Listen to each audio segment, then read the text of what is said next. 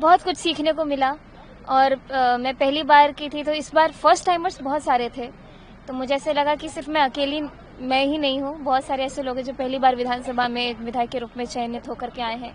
सब लोगों ने साथ दिया और जनता के मुद्दे को सीधे सदन में उनके बोलते ही मैं अगले दिन उस सवाल को उठा देती थी। तो मुझे लगता है मेरे क्षेत्र की जनता ने मुझे बहुत आशीर्वाद दिया है और बहुत संतुष्ट और बहुत प्रसन्न है सब, और सभी के मुद्दों को जरूर आगे कार्रवाई करके मैं उनके लिए पूरा करूंगी। एक नर्वसनेस तो जाहिर सी बात है कि पहली बार आ रही होंगी तो रही होगी, लेकिन कोई ऐसे नेता जरूर होंगे जो आपको मदद कर रहे होंगे, बता रहे होंगे कि जाना इस तरीके से काम करना है।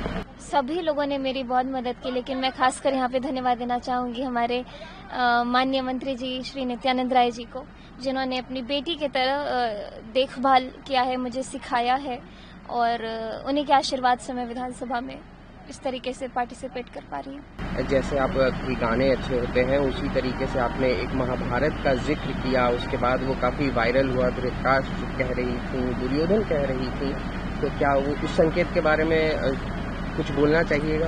वैसे तो सदन की बातें सदन में ही खत्म हो जाती हैं। कई सालों से लोग अपनी वाक्पटुता के लिए जाने गए हैं, बहुत सारे ऐसे लोग हैं, और महाभारत रामायण से ही उसकी कथा सुनते ही मैं बड़ी हुई हूँ। मेरा संस्कार ही में ही ये सारी कथाओं को सुनना एक शामिल रहा है, और मैंने किसी का नाम नहीं लिया। मैंने एक परिकल्पना की एक ऐसे माहौल की जिससे मुझे ये कहानी याद आई, लेकिन ठीक है।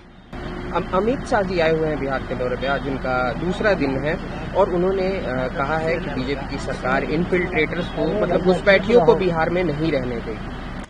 जी, माननीय गृह मंत्री जी का 3 दिवसीय दौरा, इसके बारे में हम लोग को पढ़ रहे हैं। हमारी पार्टी में भी हम लोग को जैसे सूचना मिलती है, हाँ, तो वो तो अब बहुत ही स्ट्रिक्टली अपना काम करते हैं, जैसा हम लोगों ने उनको देखा है। चाहे प्रधानमंत्री जी हों, चाहे गृह मंत्री जी हों, जो उद्देश्य है उस उद्देश्य को पूरा करने के लिए वो पूरे कर्मठता से काम करते हैं।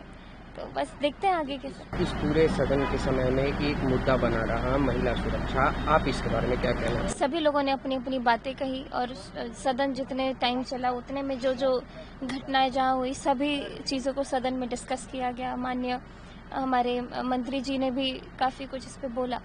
तो ये सब तो प्रक्रियाधीन चीज़ें हो रही हैं, और हमारी जो सरकार है, और मैं सम्राट चौधरी जी की बात करूं तो किसी भी जो आरोपी है उसको बख्शा नहीं जाएगा और किसी निर्दोष को फंसाया नहीं जाएगा।